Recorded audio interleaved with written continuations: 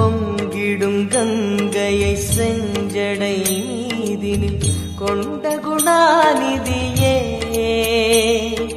உன் திருவாசலில் ஆயிரம் கங்கையை உன் திருவாசலில் ஆயிரம் கங்கையை கண்களில் ஊறிடுமே அது குளி அருணாச்சல சிவமே.